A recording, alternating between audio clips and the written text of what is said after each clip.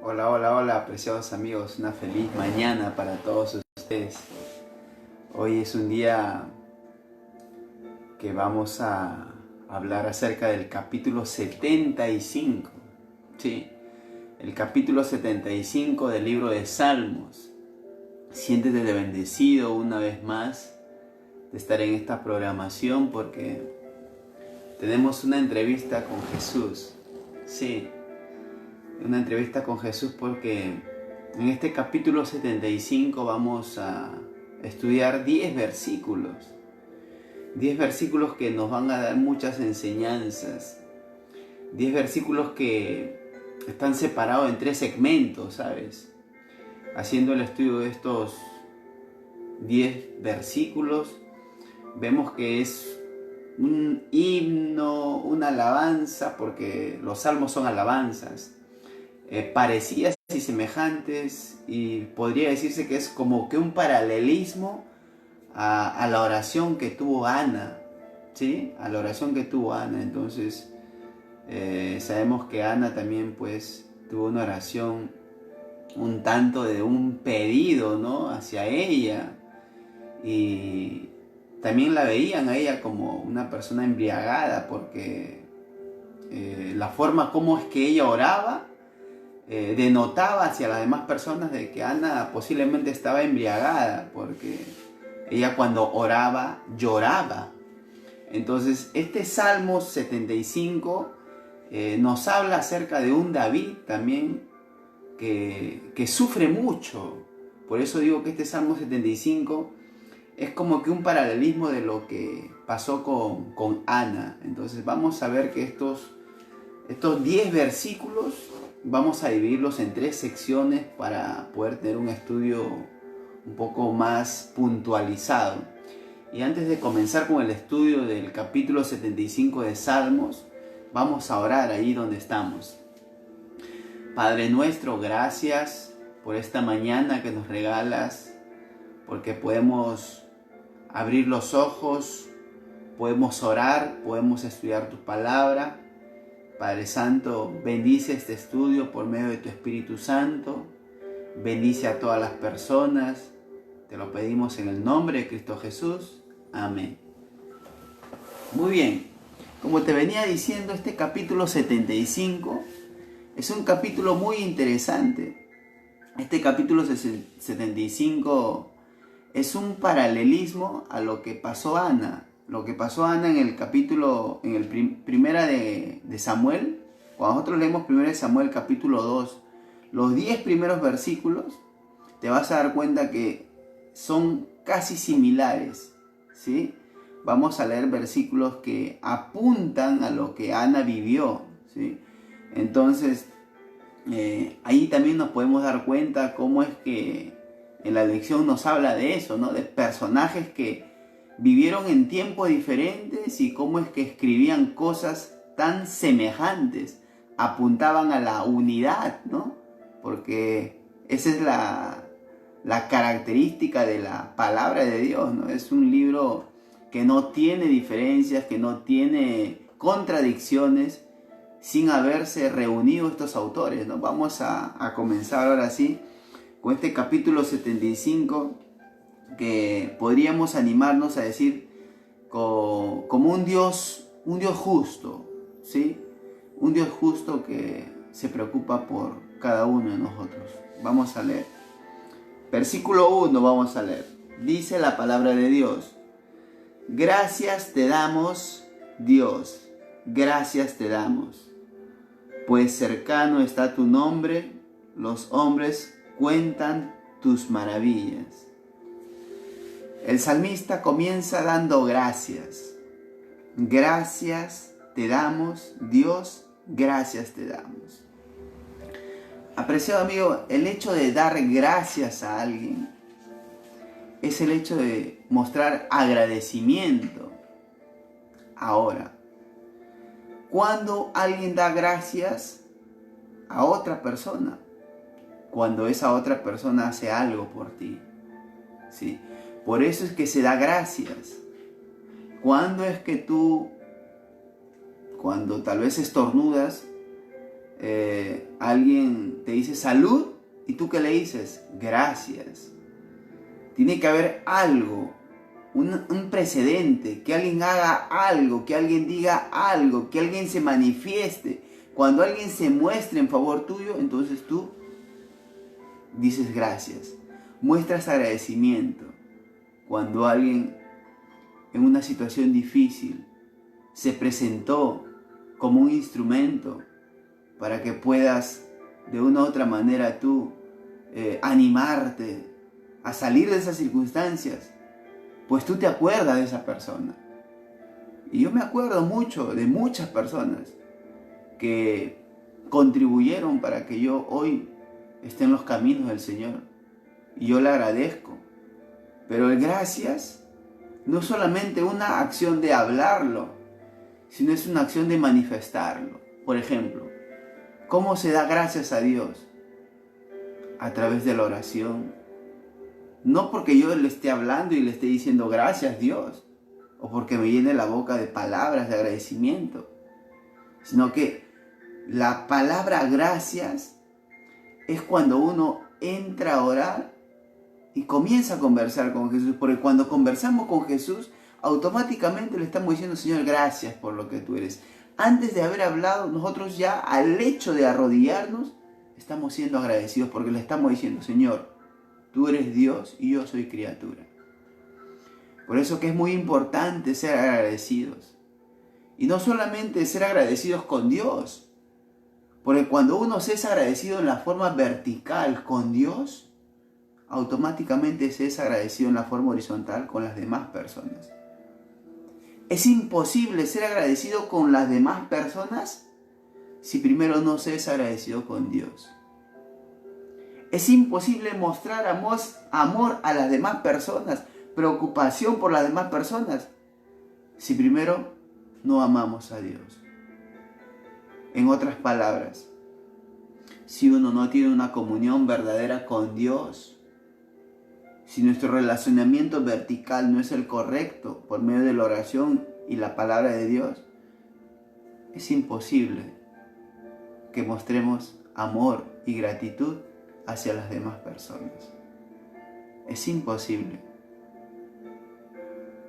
Posiblemente usted pueda decir, pero yo soy agradecido con las personas que pues han hecho algo bueno por mí. Ahí está, pues. Ahí está. Usted da la respuesta correcta. Porque no solamente se es agradecido con los que hacen bien, se es agradecido con todos. Hasta con el que hace mal hacia nosotros, hay que ser agradecidos.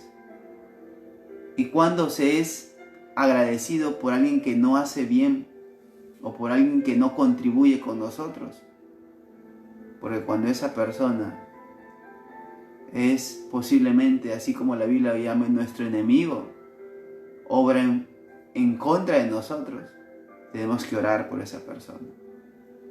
Orar por esa persona. No podemos tratar de condenarla.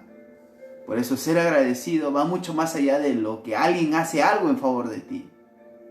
Por aquellos que también no hacen algo en favor de nosotros, tenemos que ser agradecidos y orar por esas personas. Porque nos damos cuenta de que esa persona necesita de Jesús. Imagínate, una persona que obra mal en contra nuestra, necesita de Jesús. Y tenemos que orar por esa persona. Por eso es que nosotros buscamos a Jesús. ¿Para qué? Para poder identificar todo ello. Esa es la forma de ser agradecidos de parte de Jesús. Ahora, aquí la palabra de Dios nos habla de gracia. Vamos ampliando un poco más. Estamos hablando de ser agradecidos con alguien que murió en la cruz. Ser agradecidos con alguien que resucitó. Ser agradecidos con alguien que ahorita está en el lugar santísimo, haciendo un trabajo tremendo en favor de nosotros. Ser agradecidos por todo lo que posiblemente no vemos. Y deberíamos de ser conscientes de la realidad en la que estamos viviendo. Y cuando digo de la realidad en que estamos viviendo, no me estoy refiriendo a la crisis que estamos pasando. La realidad en que estamos viviendo es mucho más grande que la crisis que estamos pasando, pero nadie lo estamos viendo porque el gran conflicto es casi escaso que las personas se den cuenta. Y hoy en esta mañana yo quisiera que te des cuenta por medio del Espíritu Santo, no porque un hombre te esté hablando. La crisis peor ya la estamos viviendo y las personas no se están dando cuenta. El último trabajo que Jesús está haciendo en el cielo está por terminar. Esa gracia del cual la Biblia nos habla, esa gracia por la cual debemos ser agradecidos porque la gracia aún está aquí con nosotros. Porque la gracia permanece.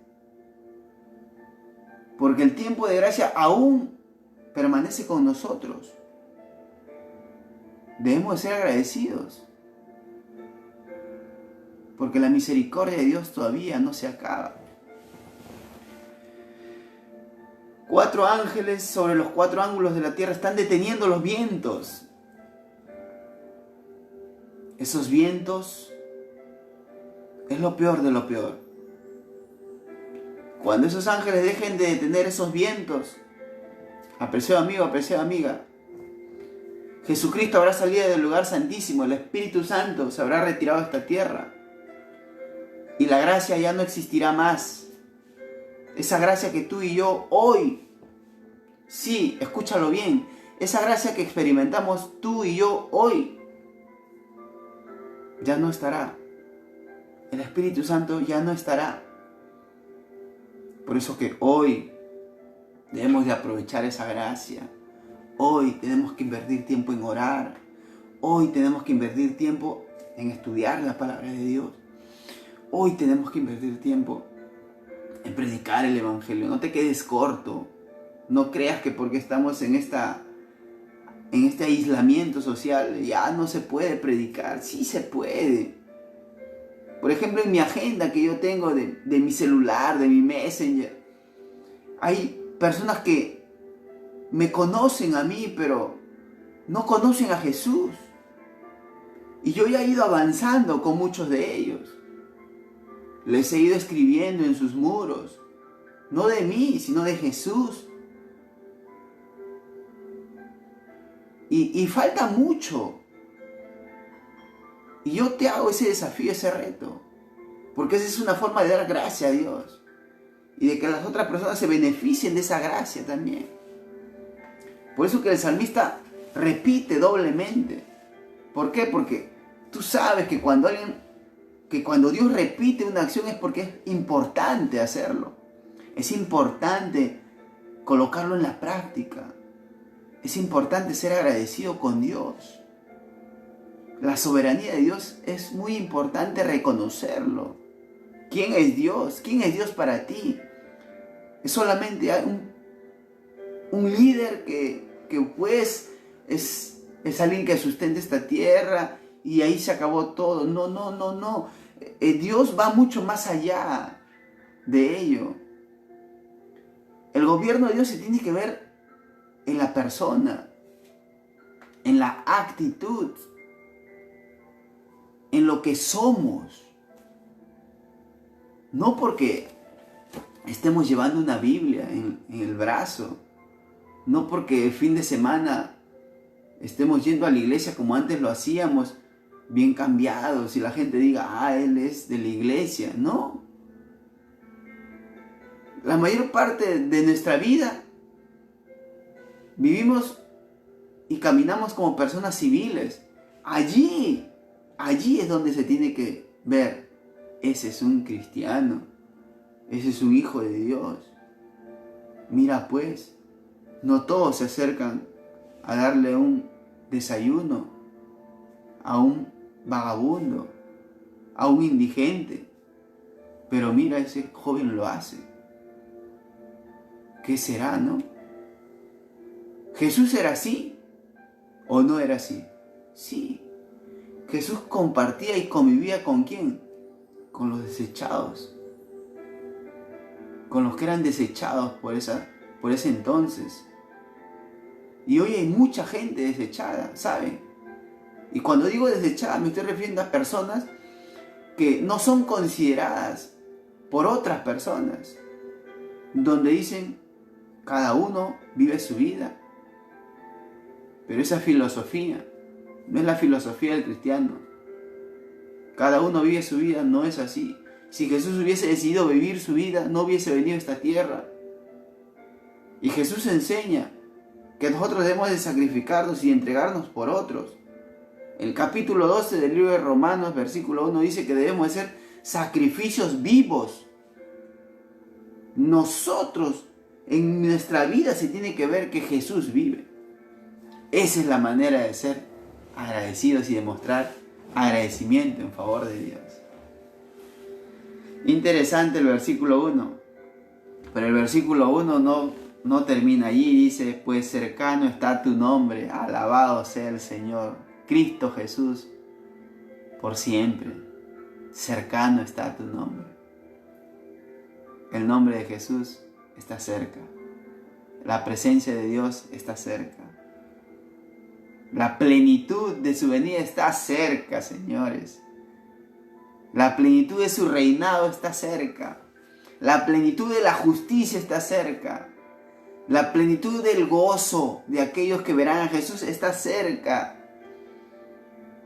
La plenitud de vivir una vida abundante está cerca. La realidad de recibir aquella corona de vida eterna está cerca. Yo quiero recibir esa corona. ¿Tú quieres recibir esa corona? ¿Tú quieres experimentar, ver a Jesús ya volver en los cielos? ¿Sí? La palabra de Dios dice, cercano está tu nombre. Cercano está Dios. Cercano está el gobernante. Cercano está el Rey de Reyes. Aquel que va a gobernar con verdadera justicia. Justicia que tú y yo estamos clamando diariamente. Qué lindo será ese día. Cercano está su nombre. Cercano está Jesús.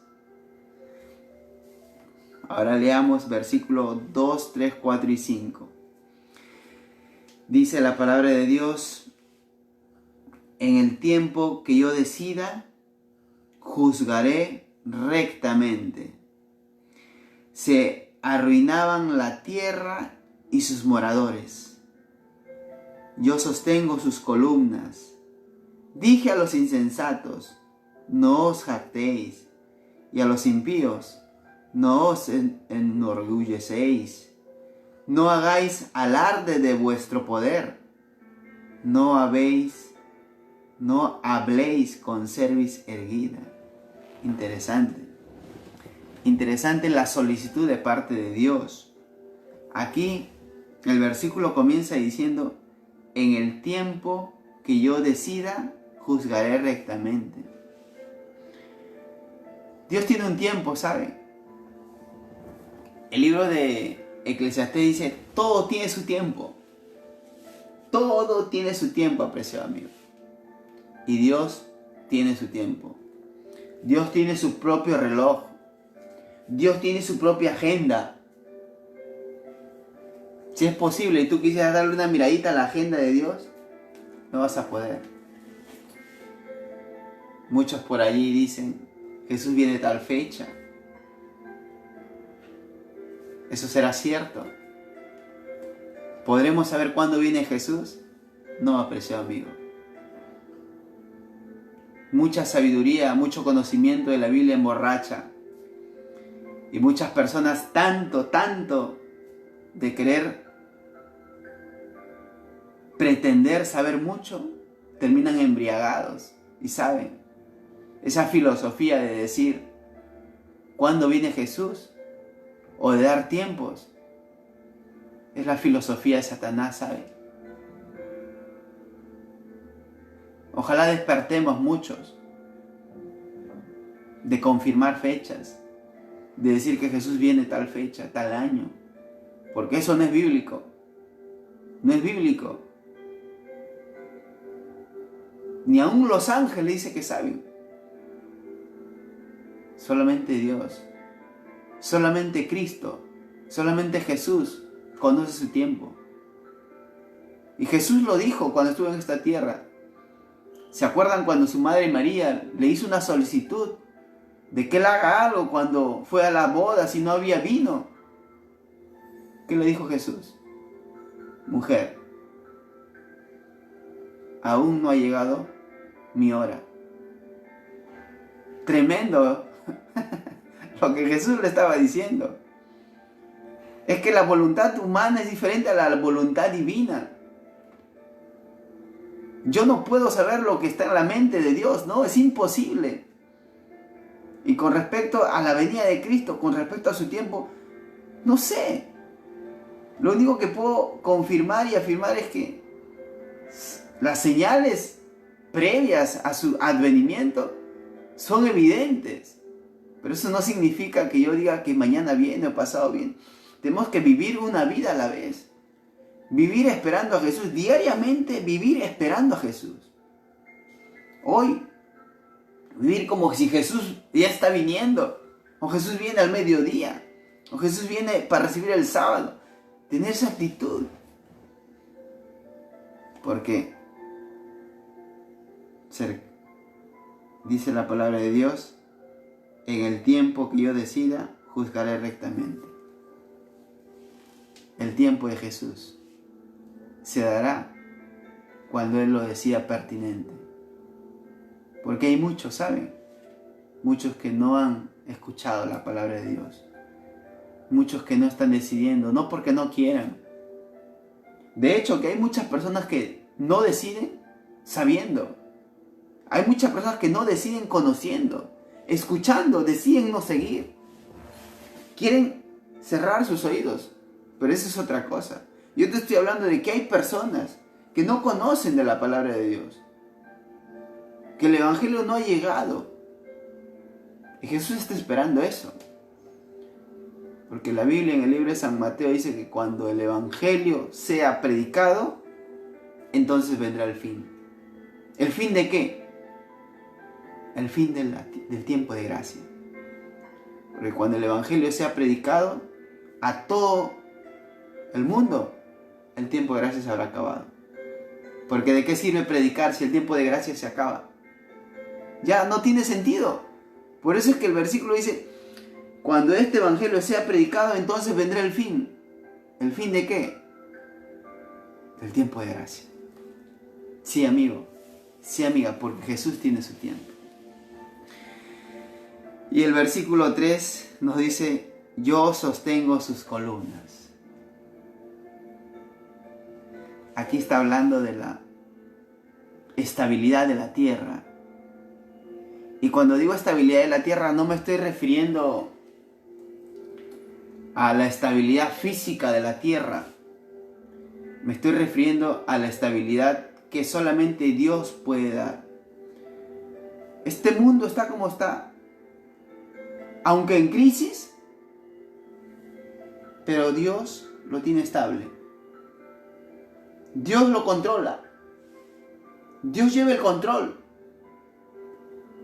En medio de la turbulencia, en medio de esas aguas agitadas, pero ahí está Dios. Ahí está Dios, sosteniendo, vigilando, controlando. ¿Por qué? Porque Él es la columna. La columna es símbolo ¿de qué? De estabilidad. La columna es lo que le da estabilidad a las casas, a las construcciones. Y Jesús se manifiesta como nuestra columna. Por eso debemos tener la seguridad de que Jesús tiene el control de todo. Nunca creas que Jesús no tiene el control. Jesús tiene el control de tu vida. Jesús tiene el control de mi vida. Jesús sabe lo que estamos viviendo, lo que estamos pasando. Muchos ya quieren que Jesús venga, sí. Porque tal vez otros están experimentando peores cosas que tú y yo no las experimentamos, ¿sabes? En otros lugares mueren personas por hablar acerca de Jesús, por predicar. Otras personas no pueden utilizar este medio, esta red social, para hablar de Jesús. Sí, amigo. Esa es la realidad. Y hoy nosotros tenemos una gran bendición. ¿Por qué? Porque esta transmisión puede llegar a muchos lugares. A muchas personas que incluso no conocemos. A veces yo veo ahí y observo, tal persona le dio un me gusta, por ejemplo. Y yo no conozco a la persona, ¿no? Pero ahí nada más nos podemos dar cuenta que el hecho de predicar puede llegar a otras personas que ni siquiera tú y yo conocemos. No sabemos lo que está viviendo. No sabemos lo que está pasando.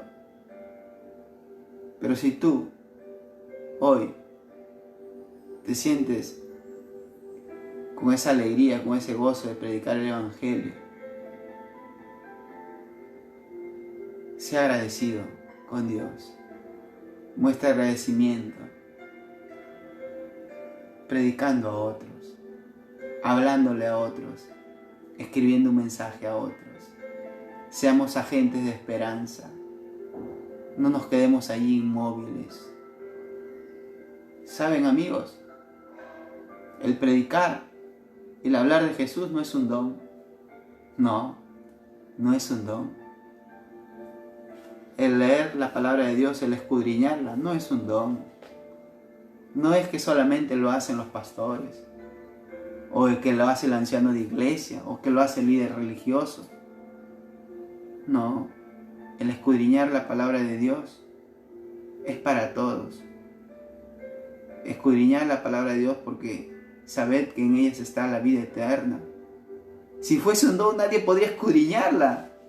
¿Me entiendes? Entonces, ¿cómo uno podría adquirir vida eterna? Si la palabra de Dios dice, escudriñad la palabra porque sabed que en ellas está la vida eterna. Si fuese un don, solamente algunos lo harían. Pero no, no es un don. Es un regalo que Dios nos da diariamente para poder entender por medio del Espíritu Santo. Y el Espíritu Santo está para todos, sin excepción. El Espíritu Santo hoy quiere gobernar nuestra vida. Hoy quiere entrar en nuestra vida, así como entró en el Pentecostés, así como gobernó la vida de muchas personas y comenzaban a hablar, independientemente de las circunstancias que puedan pasar. Pues hoy el Espíritu Santo quiere hacer lo mismo con nosotros. Sí, el Espíritu Santo quiere entrar en nuestra vida y ser personas que prediquen el Evangelio, personas que comencemos a alumbrar esta tierra con la palabra de Dios. Y el versículo 5 nos da una recomendación. Qué lindo es Dios, que nos recomienda muchas cosas y en favor de nuestro bien, ¿sabes? Porque hay cosas que debemos de identificar que no debe estar en nosotros. Y una de esas cosas está en el versículo 5, dice: no hagáis alarde de vuestro poder, no habléis con cerviz erguida.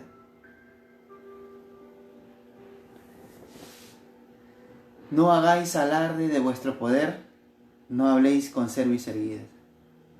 Aquí está hablando de la persona orgullosa, cerviz erguidas, aquella persona que mira por encima del hombro a las demás personas, aquel orgulloso que cree que no necesita de nada ni de nadie. Eso es lo que la palabra de Dios nos está hablando. Evitar ese orgullo y esa rebeldía. Y cuando hablamos del orgullo estamos hablando no solamente de una persona que le gusta andar por encima de los demás, sino que el orgullo, sabe amigo, sabe amiga, puede estar en el corazón. Cuando a veces llega la noche y usted se siente cansado y usted se echa y se acuesta y no hace la oración que debemos de hacer. Eso es orgullo. Porque el orgullo nos aleja de Jesús, ¿sabes? El orgullo nos aleja de Jesús. ¿Y por qué el orgullo nos aleja de Jesús? La palabra de Dios dice que el ángel protector, ese querubín,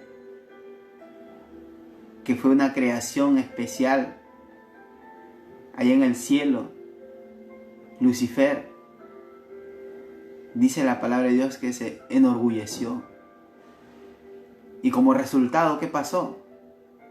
Fue arrojado de esta tierra, porque el orgullo no puede convivir con la presencia de Dios. El orgullo nos aleja de Dios. ¿Y cuando estamos lejos de Dios? Cuando no oramos. Y cuando no oramos, entonces se manifiesta el orgullo en nosotros. No, es que estoy cansado. Es que eso no me enseña la Biblia. ¿Te das cuenta? O sea, una cosa lleva a la otra. Si yo veo lo que pasó con Satanás, fue el orgullo. ¿Y el orgullo que generó?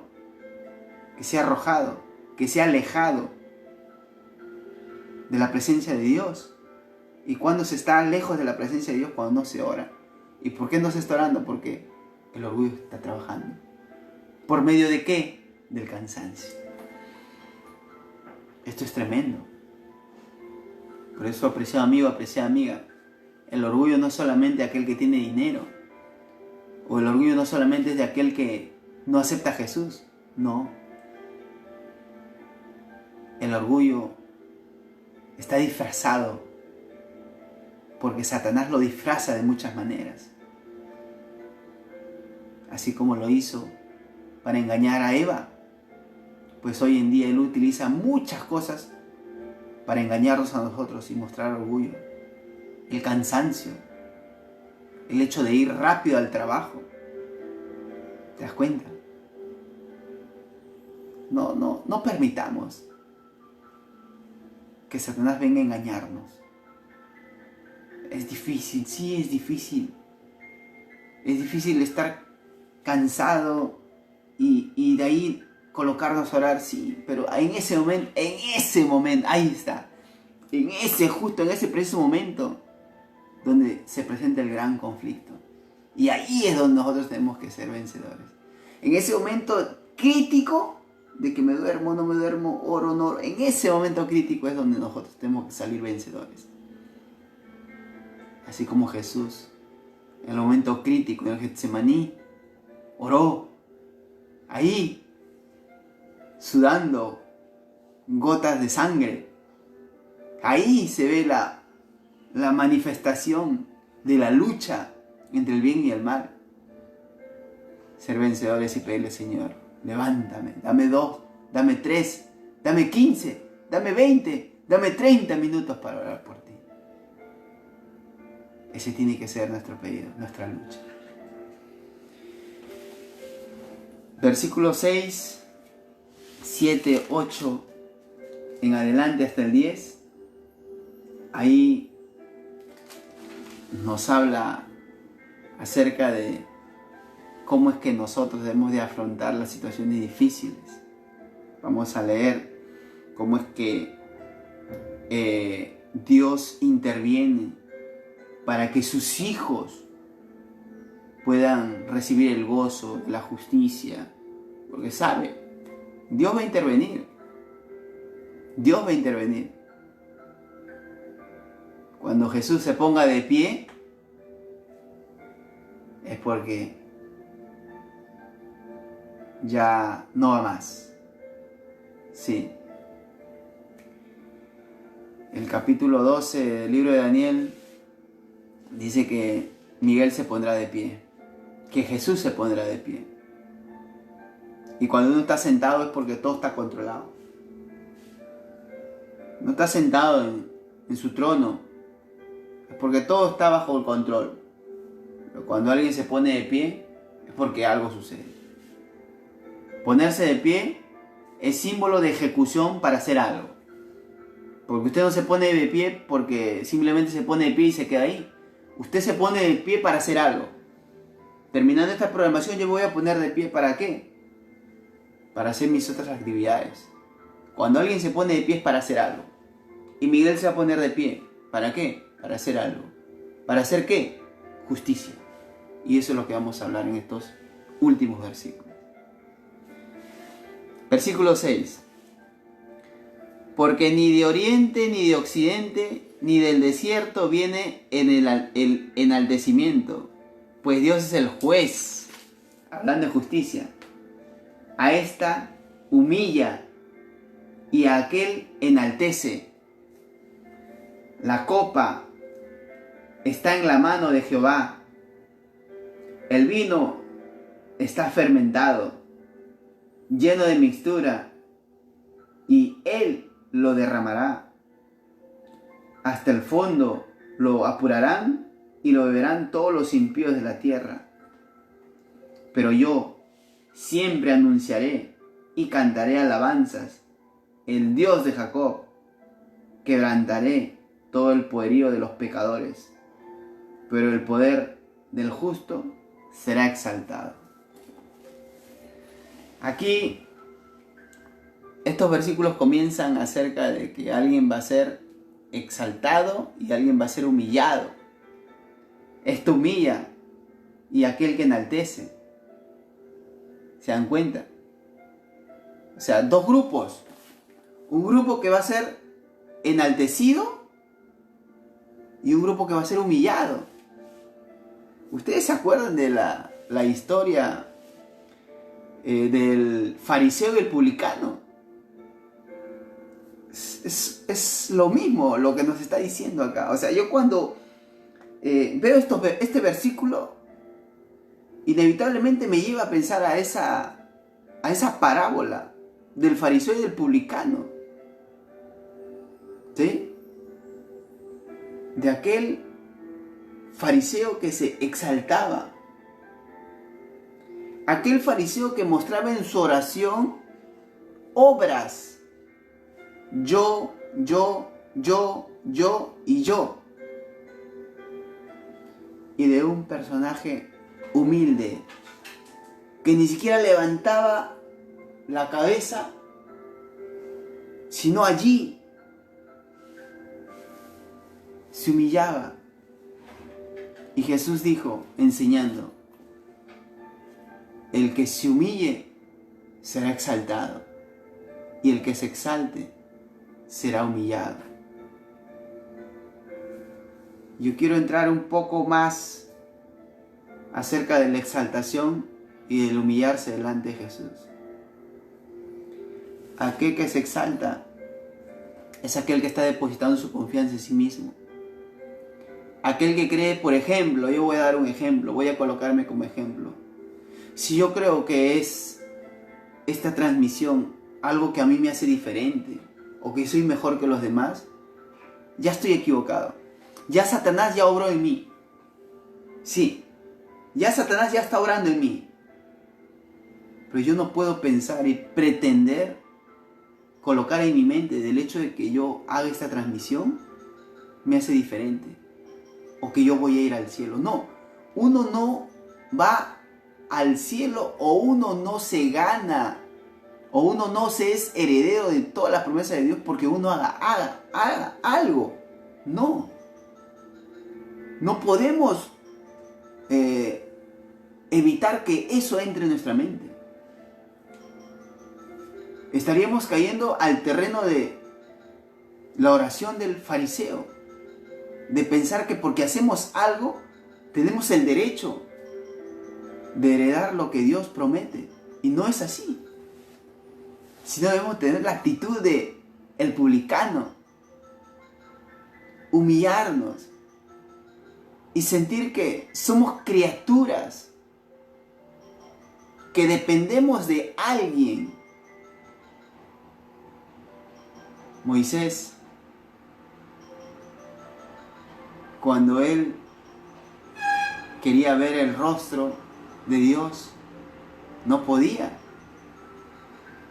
Dios se representaba por medio de llamas. Y apreciado amigo, apreciada amiga, esa es una actitud de humildad, de humillarse ante Dios. Por eso es que el publicano, su cabeza besaba la tierra,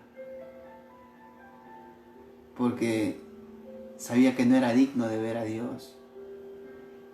Pero solamente la justicia de Cristo nos puede hacer dignos, ¿sabes? Y no pensar que nosotros, por el hecho de hacer algo, somos diferentes o tenemos herencia para algo, o pretender que eso nos va a llevar al cielo o a heredar cosas. Por obras, nadie será salvo. Eso enseña la Biblia. Sí, solamente Jesús. Y aquí es tremendo porque el versículo 8 nos habla acerca de la copa que está en la mano de Jehová. Eso es el mensaje del tercer ángel. Aquí está el mensaje del tercer ángel. No hay otra cosa. Que Dios está cogiendo esa copa, ¿sabe? Y el libro de Apocalipsis lo habla como la copa de la ira, que será derramado. No lo digo yo, lo dice la Biblia. Y aquí en este versículo nos habla, voy a leerlo nuevamente, y dice, la copa está en la mano de Jehová, el vino está fermentado, ese vino está fermentado, no es cualquier vino, lleno de mixtura, y él lo derrama, hasta el fondo lo apurarán y lo beberán todos los impíos de la tierra. Interesante. Por eso, apreciado amigo, apreciada amiga, es interesante porque esto ya está profetizado. Y yo quiero animarme a leer rapidito nada más lo que está en el libro de Apocalipsis, el mensaje del tercer ángel, capítulo 14. Dice, y un tercer ángel lo siguió diciendo a gran voz, si alguno adora a la bestia y a su imagen, recibirá la marca en su frente o en su mano. Él, ¿quiénes? Los que decidieron seguir a Satanás y a sus seguidores.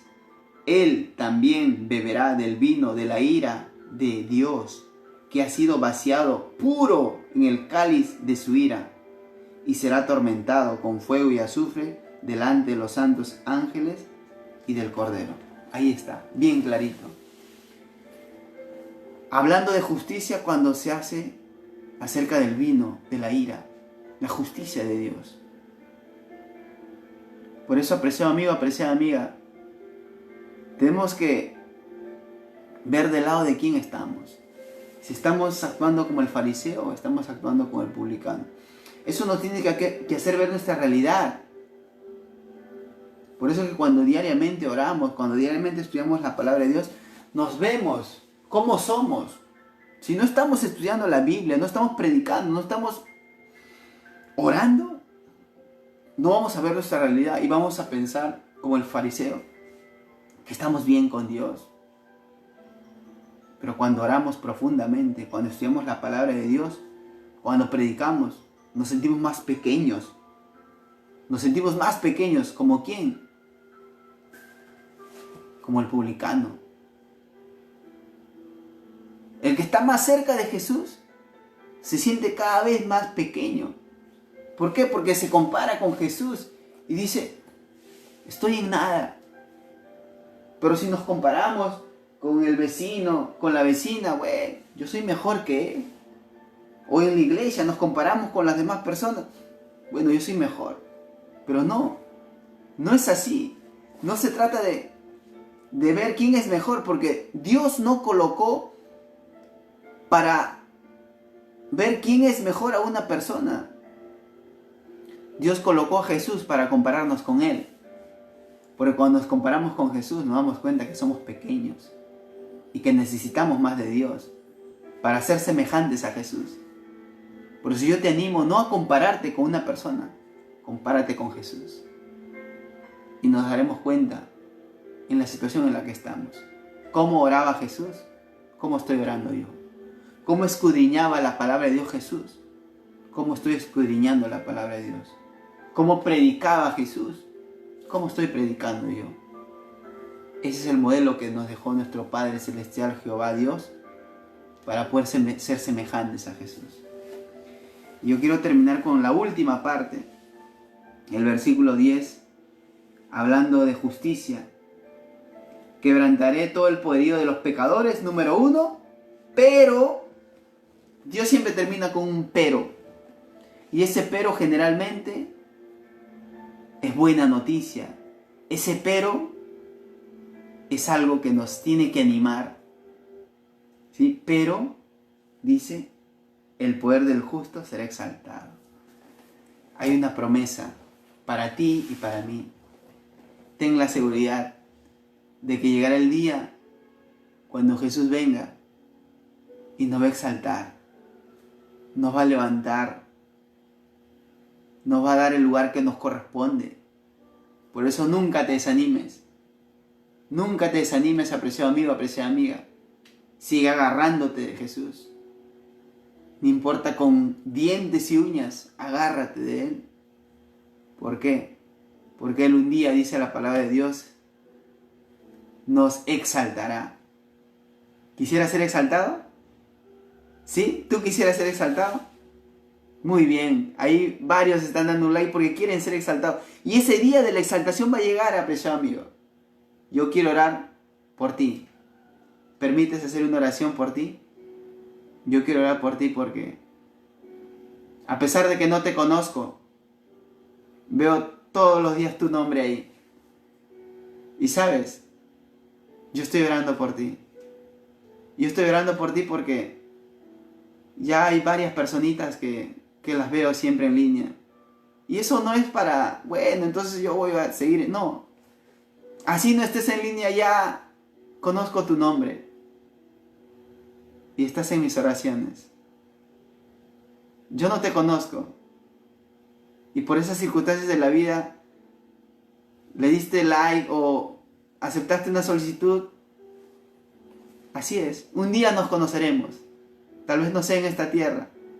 Tal vez sea en el cielo. Tal vez yo te reconoceré porque alguien te llame por tu nombre. O porque tú digas, yo le vi en esta foto. Yo vi a Delis, yo vi a Judith. Y qué sé yo. Pero un día nos encontraremos. Y yo quiero orar porque ese día no se alargue mucho más. Vamos a orar. Padre nuestro que estás en los cielos, Señor Jesús, gracias por tu palabra. Gracias porque nos haces ver la condición en la que estamos y que necesitamos, Padre, prepararnos porque esa copa ya está por derramarse, Señor Jesús. Oh Señor, queremos que ese día donde usted nos exalte a todos aquellos que estamos perseverando sea una realidad en nuestra vida. Permítenos, Padre, tener esa preparación por medio de la oración, el estudio de la palabra y la predicación del Evangelio. Ayúdanos, Padre, no es fácil perseverar. Tu Santo Espíritu, mientras esté en esta tierra, puede hacer ese trabajo maravilloso en el corazón de todas las personas. Llama, Padre, sigue llamando, por favor, sigue llamando a los corazones. Que tu voz se pueda seguir escuchando por medio de otras personas y que esa voz pueda ser una extensión de tu voz, Padre, porque el que escucha tu voz te sigue. Sí, Señor Jesús, sigue hablando por medio de las demás personas, para que otras personas puedan ser salvas también. Permítenos, Padre, seguir avanzando en esta larga caminata que ya está por terminar. Estamos ya en la recta final y no podemos tirar la toalla en la recta final.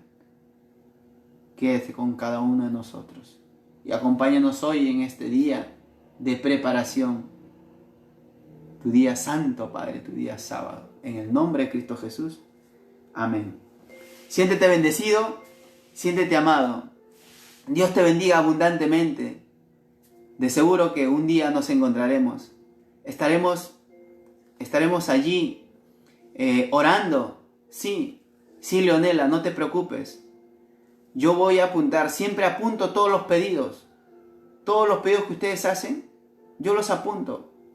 No crean que no los apunto. Después de ver esta programación, yo sigo viéndolo nuevamente para orar por aquellas personas que me piden. Y eso me ayuda a mí. Mientras ustedes más pedidos de oraciones tengan, yo voy a orar. ¿Por qué? Porque eso es bueno para todos. Tú también ahí en casa, ayúdame a orar. Ora también por tus hijos. Yo voy a orar por ellos. Dios te bendiga abundantemente, Leonela. Dios bendiga tu casa. Dios bendiga a todos los que están en este momento aquí. Y preparémonos para recibir el Santo Sábado. Vamos a orar por Pedro. Sí, por Pedro regalado. Gracias, Delis. Vamos a orar por Pedrito. Cualquiera que sea la situación que le esté pasando, solo Jesús conoce. Pero mientras más oremos, Jesús va a hacer su obra maravillosa en el momento. Hoy hemos visto que Él tiene su tiempo. Ánimo, paciencia. Dios bendiga a todos ustedes. Y no olvidemos recibir el sábado, por favor. El sábado tiene que ser un momento muy especial recibido por nosotros. No lo olvides. Dios te bendiga. Maranatha, Cristo viene. Prepárate.